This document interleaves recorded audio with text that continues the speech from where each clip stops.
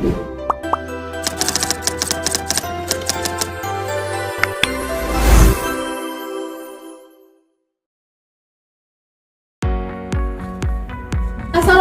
warahmatullahi wabarakatuh. Hai semua, kenalin aku Tari, mewakili teman-teman kelompok 1 sebagai narasumber pembuka pada tugas video kali ini yang mengenal tokoh-tokoh sosiologi beserta pandangan dan juga peran mereka di masyarakat.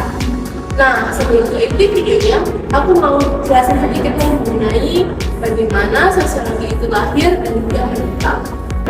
Coba teman-teman bayangkan jika kita hidup di Eropa pada zaman di mana revolusi industri di Inggris menjanjikan sebuah kemajuan serta kemakmuran, dan juga revolusi sosial di Prancis yang mengubah tatanan lama dan membuka jalan menuju kebebasan. Nah, dari peristiwa tersebutlah muncul sebuah harapan akan kemajuan.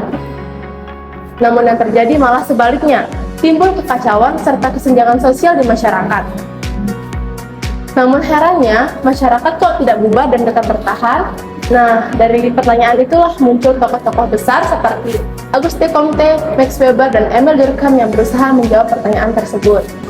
Tidak hanya di Eropa, bahkan di Indonesia juga terdapat tokoh-tokoh bangsa yang menggunakan konsep-konsep sosiologi. Nah, kelompok kami akan menjelaskan 3 tokoh sosiologi Eropa dan 2 tokoh sosiologi Indonesia. Kita tidak hanya mengenal warna mereka saja, tetapi juga cara mereka memandang dan menjelaskan ilmu sosiologi itu kepada kita. Baiklah, tanpa menunda lagi, mari kita simak videonya. Tokoh yang pertama adalah Auguste Comte, yang disebut sebagai Bapak Sosiologi. Auguste Comte adalah filsuf asal Prancis yang dikenal sebagai peletak dasar sosiologi. Beliau adalah orang pertama yang memakai ilmu sosiologi, sambalnya dan ilmu pengetahuan lain. Pemikirannya lahir sebagai respon terhadap kekacauan sosial setelah revolusi Prancis. Adapun peran Auguste Comte dalam perkembangan sosiologi di Eropa adalah yang pertama, untuk 3 tahap perkembangan pemikiran manusia, yaitu tahap geologis, menjelaskan konsep dengan kekuatan goib, dewa, atau Tuhan. Lalu ada tahap metafisik, menjelaskan gejala dengan konsep abstrak seperti esensi dan hakikat. Dan yang terakhir adalah tahap positif, menjelaskan gejala berdasarkan fakta, data, dan hukum ilmiah yang dapat dibuktikan. Peran yang kedua adalah memperkenalkan metode positif, yaitu pendekatan ilmiah yang sistematis untuk mempelajari masyarakat secara teratur dan meyakinkan.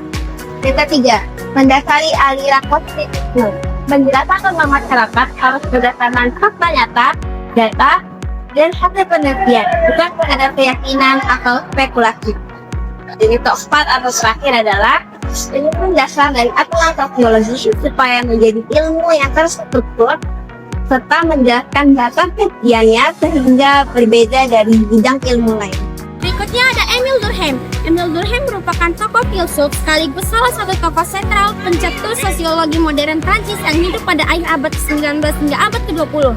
Pada masa itu, Eropa sedang mengalami revolusi industri dan perubahan sosial besar-besaran. Menurut pandangan Emile, sosiologi harus memiliki objek kajian yang jelas. Maka dari itu, ia memperkenalkan konsep fakta sosial, yaitu suatu nilai yang berdiri di luar individu yang memengaruhi bahkan mengatur seorang individu untuk mengikuti. Emile juga berpendapat masyarakatlah yang membentuk individu, bukan sebaliknya. Dapat diamati melalui hukum atau kebiasaan umum. Dan Emile juga mengemukakan konsep filosofi, di mana seorang sosiolog dalam penelitian perlu melakukan batasan antara objek yang diteliti dan peneliti. Emile melihat masyarakat sebagai sebuah laboratorium sosial, dan para sosiolog adalah ilmuwan yang mengamati bahkan mengeksperimen sehingga dapat bermanfaat bagi masyarakat. Dan peran Emile Durkheim di Eropa sangatlah besar. Pertama, ia memisahkan sosiologi dari filsafat dan menjadikannya ilmu yang berdiri sendiri dengan metode ilmiah yang sangat ketat. Yang kedua, ia banyak sekali menerbitkan jurnal-jurnal. Jurnal pertama yang dia terbitkan berjudul Lineage Sociologique pada tahun 1896. Yang terakhir, ia mendirikan fakultas sosiologi pertama di dunia yang berada di Universitas Bordeaux, Prancis pada tahun 1895. Jadi, saya akan menjelaskan tentang Max Weber. Max Weber adalah sosiolog Jerman yang berperan penting dalam sosiologi modern Eropa. Max Max Weber lahir pada tanggal 21 April 1864 di Jerman.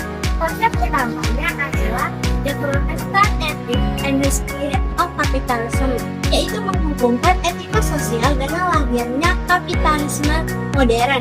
Weber juga memperkenalkan konsep Verstehen, yaitu memahami makna tindakan sosial dan sudut pandang pelaku, serta mengklasifikasikan tipe otoritas menjadi tradisional, karismatik, dan personal legal. Ia memandangkan dharma sebagai kepercayaan terhadap hal supranatural yang memengaruhi kehidupan masyarakat, dengan peran besar terhadap perkembangan ekonomi dan sosial. Menurut Weber, etika Protestan yang menekankan kerja keras, disiplin, dan hidup hemat berkontribusi dalam kemunculan kapitalisme rasional. Selain itu, ia juga mengaitkan agama dengan struktur sosial, ekonomi, dan stratifikasi sosial, serta menegaskan bahwa tindakan sosial harus bermakna dan memiliki tujuan yang dapat dipahami melalui metode Verstehen. Pemikirannya memberikan kontribusi besar bagi teori sosial di Eropa dan tetap relevan hingga saat ini. Selanjutnya adalah Bapak Ki Hajar Dewantara. Seperti yang kita tahu, Bapak Ki Hajar Dewantara adalah salah satu tim revolusi kemerdekaan Indonesia, tapi dia juga memiliki peran sebagai pengembang ilmu sosiologi yang ada di Indonesia. Menurut sudut pandang dari Bapak Ki Hajar Dewantara adalah sosiologi adalah ilmu yang memahami masyarakat dan membentuk kepribadian yang merdeka, gotong royong, dan kemanusiaan.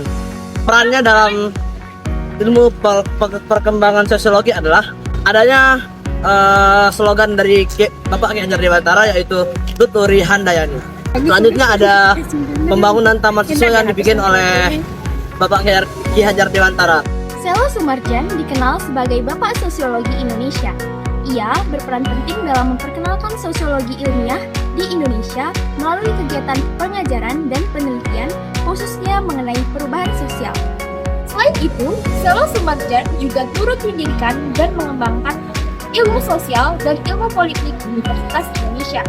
Ia menjembatani teori-teori sosiologi klasik Barat dengan konteks Indonesia, menerjemahkan dan mengadaptasi konsep-konsep tersebut untuk memahami dinamika sosial pasca kemerdekaan. Fokus kajian dari Selo Sumarjan meliputi perubahan sosial di Indonesia, penerapan perspektif fungsionalisme, khususnya pendekatan personian, dan yang terakhir adalah analisis pola-pola sosial yang berperan penting dalam proses pembangunan nasional. Menurut Selo Sumarjan, sosiologi adalah ilmu yang mempelajari tentang struktur dan proses sosial secara holistik serta perubahan yang terjadi dalam masyarakat dengan tujuan mengatasi dan memahami masalah sosial secara kontekstual yang terjadi di Indonesia. Salah satu karya akademiknya yang terkenal berjudul Social Change in Yogyakarta. Sementara itu, karya populernya yang lain berjudul Setangkai Bunga Sosiologi. Nah, itu dia penjelasan dari tokoh-tokoh sosiologi dari benua Eropa maupun Indonesia. Jika di awal kita bertanya bagaimana masyarakat bisa bertahan pada saat perubahan yang sangat besar itu, maka jawabannya ada pada cara kita melihat, memahami, dan beradaptasi. Sebelum mengakhiri video ini, kami mohon maaf sebesar-besarnya atas kekurangannya materi dan hal-hal yang kurang berkenan selama kami menyampaikan materi pada video ini. Dan kami mengucapkan terima kasih banyak kepada teman-teman karena telah menyaksikan video kami dari awal hingga akhir.